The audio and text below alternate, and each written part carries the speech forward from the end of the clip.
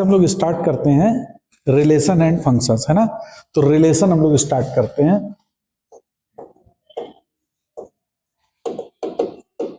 Relation, तो relation को जानने के लिए सबसे पहले थोड़ा सा सेट के बारे में जानो कि सेट क्या होता है।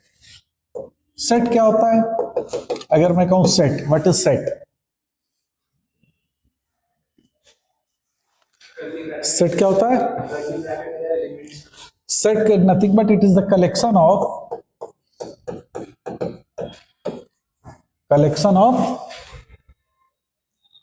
Objects defined under given condition,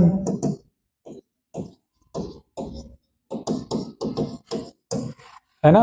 जैसे फॉर एग्जाम्पल इसको हमेशा कैपिटल लेटर से लिखते हैं। जैसे मान लो लिखा मैंने 2 4 6 8, तो ये कलेक्शन ऑफ ऑब्जेक्ट्स हैं 2 4 6 8 अंडर एक कंडीशन। कंडीशन क्या है कि ये सारे नंबर्स इवन नंबर्स हैं, तो A is the set of even numbers, ठीक है ना। तो collection of defined objects, basically कोई भी ऑब्जेक्ट्स हम डिफाइन करेंगे तो उन सब का कलेक्शन जो होता है वो मेरा सेट कहलाता है। Is that okay? समझ में आया ना सेट? जैसे मान लो कि हमने कहा कि एक कोई सेट है ए, उसको मैंने लिखा -1 0 1 2, तो ये क्या रिप्रेजेंट कर रहा है? Set of all the integers which is greater than -1। Set of all the integer which is greater than -1। Is it clear? है ना। तो बेसिकली ये हमारा है सेट। सेट का रिप्रेजेंटेशन होता है। सेट को रिप्रेजेंट हम लोग किस तरीके से करते हैं? तो सेट का जो रिप्रेजेंटेशन होता है ये दो तरह से होता है। मतलब हम लोग अपन दो तरीके से सीख रहे हैं। एक होता है जिसको हम लोग कहते हैं रोस्टर फॉर्म, और दूसरा होता है सेट बिल्डर मेथड, है ना। रोस्टर फॉर्म क्या होता है? रोस्टर फॉर्म कैसे होगा? जैसे भी हम लोगों ने पीछे लिखा क्या दिस कि a इक्वल टू 2 4 6 8, तो ये बेसिकली रिप्रेजेंट कर रहा है set of all the positive even integers. Is that clear? है ना। तो ये रिप्रेजेंटेशन जो होगा ये तुम्हारा कहलाएगा roster form. Set builder method में कैसे लिखा जाता है सेट को? अब इसी को अगर मुझे सेट बिल्डर मेथड में लिखना है तो मैं लिखूंगा a is the set of element x such that x is equal to 2m where m belongs to positive integer। Basically वो सेट का एलिमेंट होगा और वो एलिमेंट इसके बराबर होगा, ये कंडीशंस दी जाएगी। तो इस तरह का जो रिप्रेजेंटेशन होता है this is known as set builder formation. मतलब आपको एलिमेंट दिया जाएगा और बाद में उसकी कंडीशन दी जाएगी। Is that clear? तो इसको हम लोग कहेंगे सेट बिल्डर फॉर्म।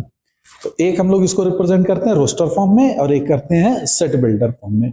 किसी भी सेट को रिप्रेजेंट करने के ये दो तरीके रहेंगे। ओके, क्लियर है? अब देखो रिलेशन को स्टार्ट करने के लिए बेसिकली हमको सेट का बेसिकली बताना था। सेट मतलब collection of all the objects defined under circum conditions दी जाएंगी। उस कंडीशंस में सेट ऑफ कलेक्शन होते हैं सारे ऑब्जेक्ट्स का, और इनका रिप्रेजेंटेशन होता है जबकि अपन लोगों का इन दोनों फॉर्म में किसी भी फॉर्म में हम रिप्रेजेंट करेंगे। अब हम स्टार्ट कर रहे हैं रिलेशंस, है ना। तो रिलेशंस को स्टार्ट करने के लिए सबसे पहले समझे हम लोग कि ऑर्डर पेयर क्या होता है।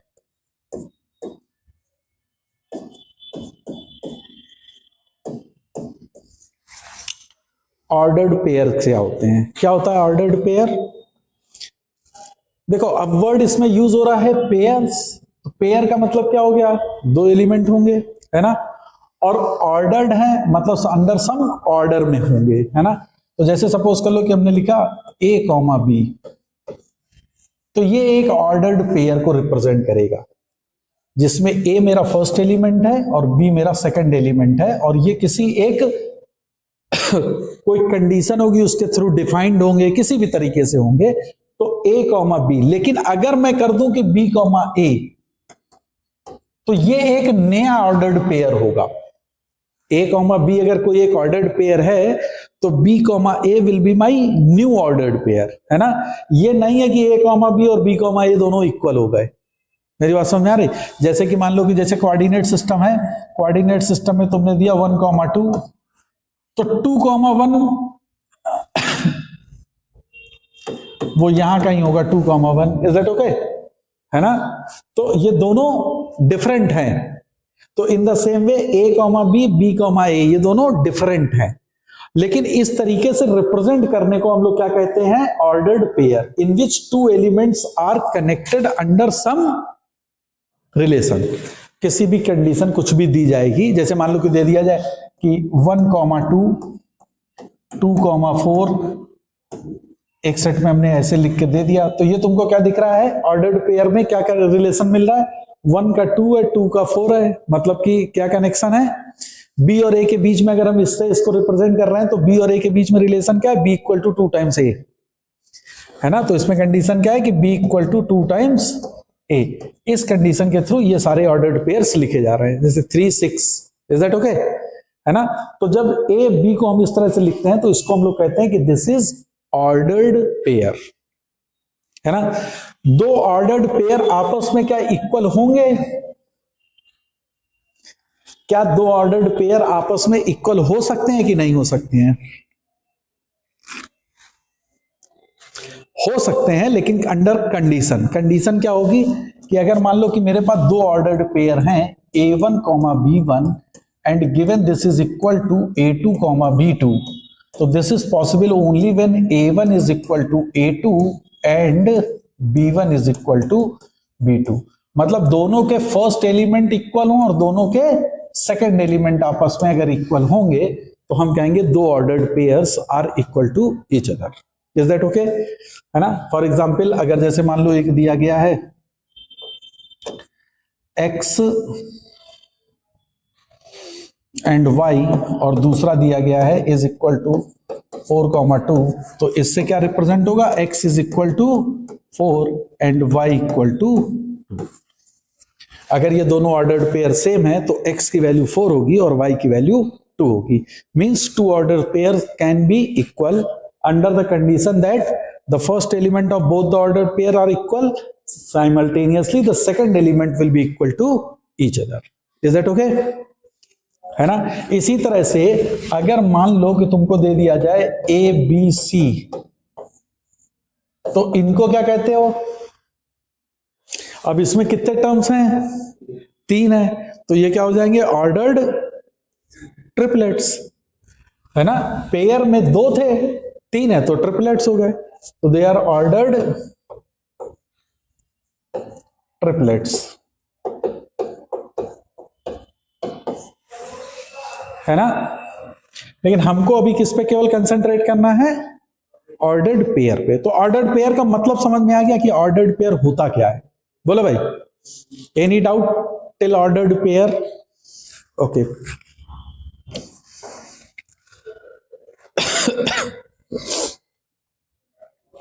अब तुम्हें ऑर्डर्ड पेयर के बाद तुम्हें क्या समझना होगा रिलेशन के लिए? वो है कार्टेशियन प्रोडक्ट।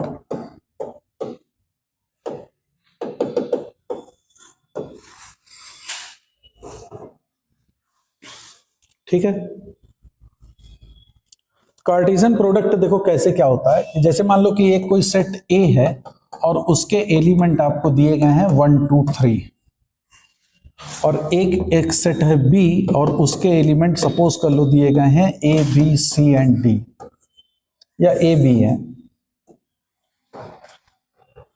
ठीक है। और वो कह रहा है कि हमको ए क्रॉस बी बनाना है, हमको ए क्रॉस बी देना है कार्टेशियन प्रोडक्ट। तो देखो सबसे पहले तो कार्टेशियन प्रोडक्ट होता है, इसको आप समझ लीजिए कि ये कहता है set of all ordered pairs between A and B.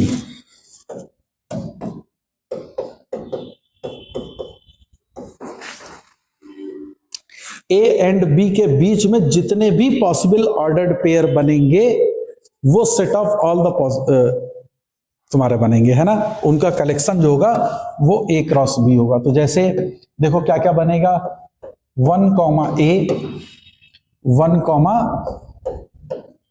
B, 2 comma A, 2 comma B and 3 comma A and 3 comma B.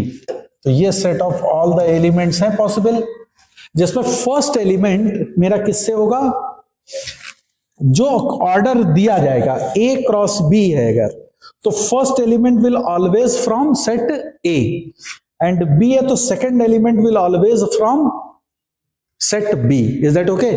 तो 1A 1B 2A 2B 3A 3B, तो ये पॉसिबल ऑर्डर्ड पेयर का सेट है। तो ये क्या रिप्रेजेंट कर रहा है, A cross B, that is the cartesian product between the two sets A and B। नहीं समझ में आया, है ना। हमेशा याद रखना, जब भी आपको A क्रॉस B है तो it means the first element of the ordered pair will be from the set A and the second element of the ordered pair will be from the set B। अब मैं अगर यहां पे ही आपसे कहूं कि what is B cross A, तो B cross A में अब मेरा फर्स्ट एलिमेंट किससे आएगा, B से, और सेकंड एलिमेंट A से। तो वो क्या क्या हो सकते हैं, बोलो जल्दी। A1 A2 A3 B1 B2, बोलो भाई, एंड B3। तो ये तुम्हारा जो है वो है B cross A, set of all the ordered pairs. तो जितने पॉसिबल ऑर्डर्ड पेयर हैं इनको सेट फॉर्म में आप लिख दीजिए, तो वो रिप्रेजेंट करेगा तुम्हारा A cross B, that is the cartesian product. यहां तक क्लियर है? तो अगर हमको कोई भी दो नॉन एम्प्टी सेट का मतलब क्या होगा कि उसमें कोई ना कोई एलिमेंट होंगे, कि दो नॉन एम्प्टी सेट्स अगर हैं तो उनका set of all the cartesian product हम लोग आराम से लिख सकते हैं। यहां तक क्लियर है? फॉर एग्जाम्पल जैसे सपोज कर लो एक मेरा सेट ए है, दैट इज 1 2 3, एंड एक सेट बी है that is A B C D. तो अगर मैं कहूं कि ए क्रॉस बी सेट, तो ए क्रॉस बी सेट में तुम्हारे क्या क्या आएगा, कितने एलिमेंट्स आ जाएंगे, इसके पास कितनी पॉसिबिलिटीज हैं, 4, that is 1A 1B 1C 1D। बोलो भाई, फिर 2A 2B 2C and 2D, and last वाले के पास भी 4 ही होंगे, 3A 3B 3C and 3D। तो ये तुम्हारे सारे सेट हैं possible outcomes of ordered pairs. Is that okay? तो यहां तक क्लियर है? तो अगर अब इसी को जनरलाइज तुम करो, तो तुमको अगर सेट ए कोई है, number of elements in set ए में मान लो P एलिमेंट्स हैं, कोई सेट ए है उसमें नंबर ऑफ एलिमेंट्स हैं P, और एक कोई सेट है B जिसमें नंबर ऑफ एलिमेंट्स Q हैं, और आपसे कहा जाए कि what is the number of element in set A cross B, तो तुमको अभी क्लियर हो चुका है कि जैसे यहां 3 थे और इस 4, तो 3 इंटू 4 दैट इज 12। इस वाले में जरा देखो, यहां 3 थे और ये 2 था, तो 3 इंटू 2 दैट इज 6 एलिमेंट्स थे। यहां पे था 2 into 3 that comes out to be 6। तो अगर मेरे पास एक सेट में P है और दूसरे में Q है, तो N of ordered pair A cross B में जो टोटल नंबर ऑफ एलिमेंट्स होंगे वो कितने हो जाएंगे, P क्रॉस Q। तो ये याद रखना, है ना, कि दो नॉन एम्प्टी सेट्स अगर A एंड B हैं तो उनके कार्टेशियन प्रोडक्ट में जो set of number of elements होंगे, यानी इतने number of ordered pairs available होंगे। Is that clear? ओके। अब रिलेशन क्या कहता है, व्हाट इज रिलेशन? रिलेशन क्या कहता है?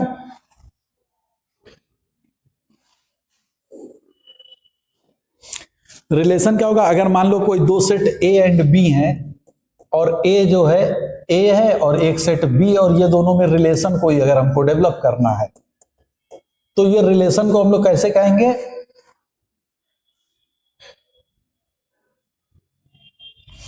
रिलेशन होंगे subset of ordered pairs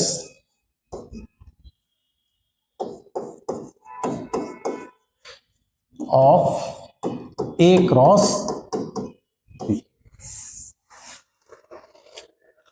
A cross B में जितने भी ऑर्डर्ड पेयर हैं उनका कोई ना कोई एक सबसेट होगा, वो ए और बी के बीच में रिलेशन को डेवलप कर रहा होगा।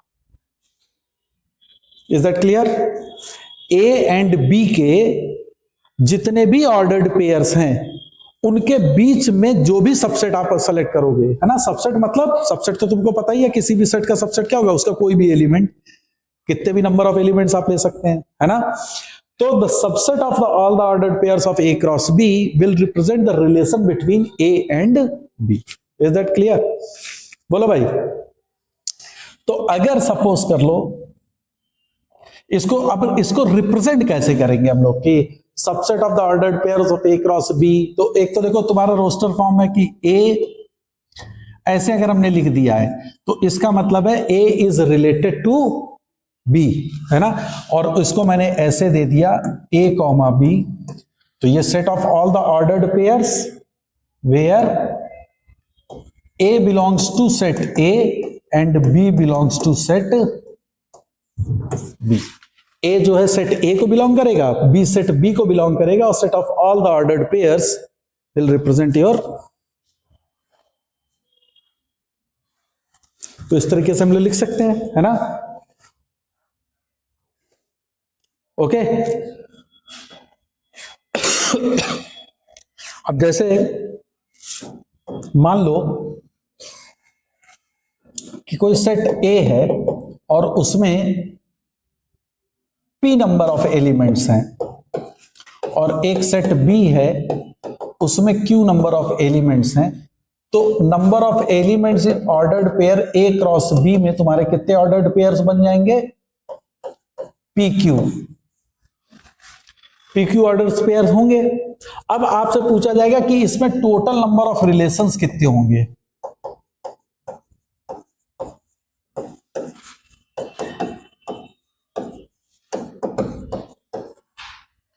टोटल नंबर ऑफ रिलेशंस किसके बीच में? Between A and B. तो वो क्या होता है टोटल नंबर ऑफ रिलेशंस? हमने क्या कहा था? The subset of ordered pairs of A cross B. तो अगर पी क्यू एलिमेंट्स हैं तो सबसेट में कितने आ जाएंगे? कितने सबसेट होंगे? 2 to the power p q. इतने number of the relations will be done between A cross B. Is that okay? A और बी के बीच के जो total number of the relation होंगे वो होंगे 2 to the power p q. क्या बात समझ में आ गई? है ना। जैसे फॉर एग्जाम्पल हमने जैसे अभी देखा था इसमें यहां पे ए में कितने एलिमेंट्स थे? 3, बी में थे 2, तो total number of the ordered pairs कितने आए थे? 6। तो अगर पूछा जाए ए से बी के बीच में टोटल नंबर ऑफ कितने रिलेशंस बनेंगे, तो कितने रिलेशन बनेंगे? 2 raised to the power 6।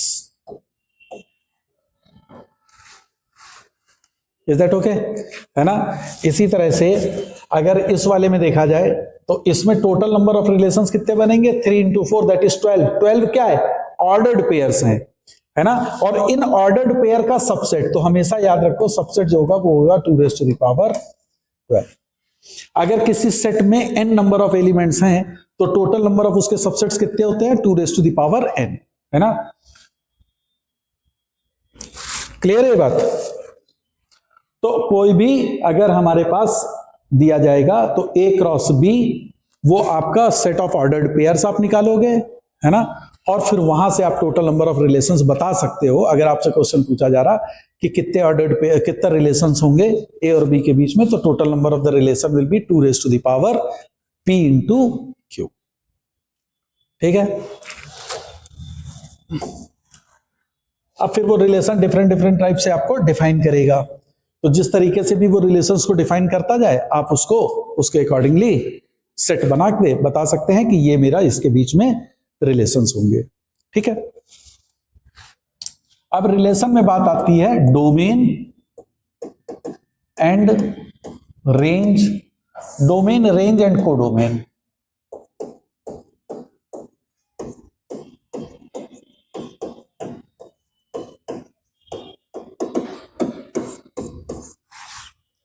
तो देखो, कोई एक सेट ए है और एक सेट बी है।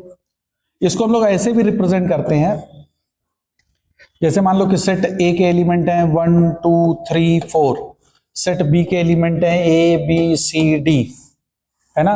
मान लो इस तरीके से मैप्ड है, तो हम कहेंगे ए से बी के बीच में रिलेशन है और ये 1 ए, तो इसका ऑर्डर्ड पेयर अगर तुम लोग इस रिलेशन का बनाना चाहोगे तो कैसे लिखोगे? 1 कॉमा ए, 1 की इमेज क्या है? ए, 2 की इमेज बी, 3 की इमेज सी, 4 की इमेज डी। तो ये तुम्हारा एक रिलेशन रिप्रेजेंट कर रहा है। Is that okay? समझ में आया ना? अच्छा, अब बात आती है कि सर डोमेन और रेंज और कोडोमेन की बात क्या होती है। तो अब जरा देखो, हमको ये तो मालूम है कि इस रिलेशन जो भी निकल के आता है वो जितने पॉसिबल ऑर्डर्स हैं ए क्रॉस बी के बीच में, उनका ही कोई एक सबसेट होगा। वो पूरा पूरा तो होगा नहीं, उसका कोई एक सबसेट होगा। Is that okay? जैसे सपोज करो, तो अब इसको समझते हैं हम लोग कि डोमेन और रेंज से क्या मतलब होगा, कि क्या डोमेन का मतलब है, क्या कोडोमेन है और क्या रेंज है। ये एक रिलेशन हमने बताया कि इस तरीके से तुम मैप्ड अगर होगा तो उसको ऑर्डर्ड पेयर के फॉर्म में आप ऐसे लिख सकते हो, है ना। जो सेकंड एलिमेंट है वो फर्स्ट एलिमेंट की क्या कहलाएगी? इमेज है ना, या उससे रिलेटेड है। अब सपोज करो कि कोई तुमको हम एक सेट दें, एक ए में एलिमेंट है जिसमें है 1 2 3 4 5 6, और बी में एक एलिमेंट है 2 4 6 8 10 मान लेते हैं, है ना। ये है ए और ये है बी। अब इसमें कितने total number of ordered pairs होंगे? Total number of ordered pairs between A cross B अगर हम निकालें तो यहां 6 है और यहां 5 है, तो 6 into 5 that is 30 ordered pairs हैं। तो टोटल कितने रिलेशंस तुम बना सकते हो? 2 raised to the power 30 relations हम डेवलप कर सकते हैं, है ना। अच्छा, अब देखो, इसमें एक रिलेशन हमने ऐसे कहा कि ए आर बी ये क्या रिप्रेजेंट कर रहा है? A is related to b where a belongs to A, b belongs to set B, है ना। और किस तरीके से दोनों रिलेटेड है? सच दैट हमने कहा कि b equal to 2a under this conditions. तो अब इस रिलेशन को तुम्हें बनाना है ना।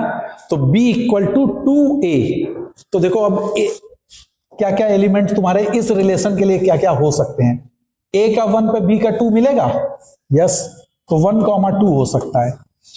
2 पे 4 मिल रहा है, यस सर मिल रहा है, तो 2 पे 4 हो सकता है। 3 पे 6 मिल रहा है, यस। 4 पे 8, 5 पे 10, 6 पे 12 मिल रहा है, 6 पे 12 मिल रहा है, नहीं। इस सेट से इस रिलेशन को फॉलो करते हुए ये तुम्हारा रिलेशन है आर। बोलो भाई, नहीं समझ में आया?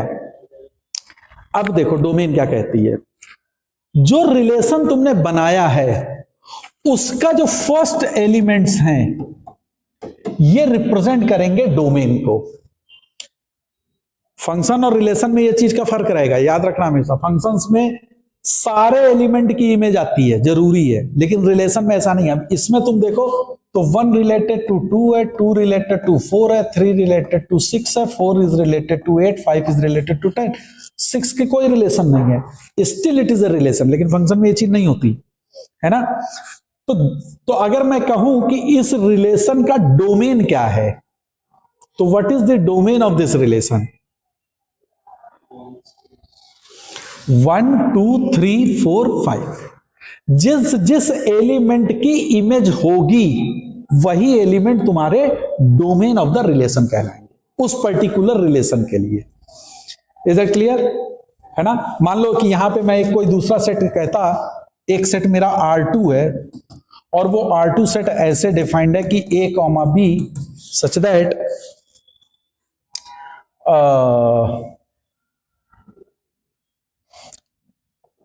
A equal to B equal to 3A and A belongs to A, B belongs to set B। ये हमने एक सेट बना दिया, सेट, है ना। तो अब जरा हमको बताओ कि R2 सेट को तुम कैसे लिखोगे? क्या 1 हो सकता है? इसमें देखो 1 हो सकता है। अगर 1 हो गया तो इसका B कितना होगा? 3 होना चाहिए। इसमें 3 तो है नहीं, तो ये तो मैप्ड नहीं होगा। 2 हो सकता है, 2 का 6 है। 3 हो सकता है, आगे किसी का भी नहीं है। तो R2 ये है, इसको ये रिप्रेजेंट कर रहा है, यस और नो। तो अब इस वाले रिलेशन की डोमेन क्या है? ओनली 2, है ना। तो what is the domain of this relation? It is 2। नहीं समझ में आया? है ना। तो रिलेशन जो होगा वो इसी में से किसी का मैप्ड करके बनाया गया होगा और उसके जितने भी एलिमेंट की इमेज मिल रही होगी वो तुम्हारी क्या कहलाएगी? डोमेन। Is that clear? अब आ जाते हैं हम लोग रेंज पे। तो जो जो एलिमेंट की इमेज हो रही है वो सारे एलिमेंट क्या कहलाएंगे? रेंज। जितने भी एलिमेंट की हमको इमेज मिल रही है या सेट बी के वो एलिमेंट जो किसी एलिमेंट की इमेज है, they are known as range, है ना। फॉर एग्जाम्पल इस वाले केस में R1 में व्हाट इज द रेंज? तो हम देख रहे हैं 2 4 6 8 10 ये सारे हैं और ये यहां पर लिखे हुए हैं, तो दे आर द रेंज। तो what is the range of R1? 2 4 6 8 10। What is the range for R2? Only 6, क्योंकि सिर्फ 6 ही एक एलिमेंट है जो किसी एलिमेंट की इमेज है। नहीं समझ में आया? डोमेन और रेंज का मतलब समझ में आया रिलेशन में? बोलो, कोई डाउट है अभी? What about codomain? Codomain is always remember all the element of set B. Codomain is all the element of set B. Set B के सारे एलिमेंट जितने भी होंगे वो कोडोमेन में आते हैं, है ना। फंक्शन और रिलेशन में बस यही एक फर्क समझिएगा। देखो फंक्शन में भी कोडोमेन क्या होता है? सेट बी के सारे एलिमेंट। लेकिन फंक्शन में डोमेन क्या होता है? सेट ए के भी सारे एलिमेंट। लेकिन रिलेशन में बस ये चीज नहीं होती है। रिलेशन में जो रिलेशन है उसके एलिमेंट जो होंगे वो डोमेन कहलाएंगे। क्लियर है? तो कंफ्यूज मत होइएगा। Is that okay? तो क्या हम कह सकते हैं कि रेंज जो है वो कोडोमेन का हमेशा सबसेट ही होगा? यस, है ना। तो always remember range is always this subset of codomain, है ना। Range is always this subset of codomain. Is that clear? क्या यहां तक क्लियर है ना? ओके, समझ में आ गई ये बात? तो अगर जैसे मान लो कि मैं लिखूं कि एक मेरा कोई है 1, A 2, B 3, C 4, D, और मैं कहूं इसका डोमेन ऑफ R1 क्या है? What is the domain of R1? 1 2 3 4, yes or no? What is the range of R1? This is A B C D. What is the codomain of R1?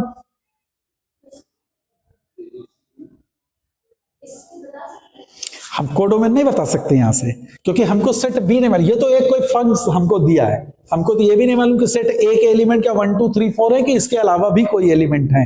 इसी तरह से set B के element A B C D के अलावा भी कुछ हो सकते हैं कि नहीं हो सकते हैं.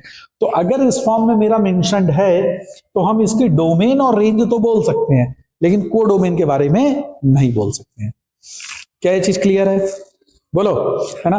अगर मान लो उसने कहा कोई एक सेट ए है, इसके एलिमेंट है 1 2 3 4 5, और एक सेट बी है, इसके एलिमेंट हैं ए बी सी, और एक सेट R1 है और वो इस तरीके से है कि that is 1 B 2 A and 5 C. तो क्या ये रिलेशन है कि नहीं है? रिलेशन है. अगर मैं कहता क्या ये फंक्शन है तो फंक्शन नहीं है, but it is a relation, है ना. अब मैं कहूं इसका डोमेन क्या है? What is the domain of R1? 1 2 5. Is it clear? What is the domain of R1? 1 2 5. What is the range of R1? That is ABC. उनका ऑर्डर आपस में बदल लो, कोई फर्क नहीं पड़ेगा. सेट में BAC लिखो या ABC लिख लो, है ना. समझ में आ गया? बोलो. तो हम लोग को क्या क्या समझ में आया? ऑर्डर्ड पेयर क्या होता है, कार्टेशियन प्रोडक्ट क्या होता है ना. अगर A और B दो नॉन एम्प्टी सेट है तो total number of the cartesian product में जो एलिमेंट्स आएंगे वो P इंटू Q होंगे. ठीक है. इससे टोटल नंबर ऑफ हम लोग कितने रिलेशन बना सकते हैं? 2 to the power PQ, यानी total subsets of ordered pair of P cross A cross B, है ना. इसके बाद हमको उसकी रेंज, डोमेन और कोडोमेन के बारे में मालूम चली कि ये क्या है. ठीक है ना. Okay then.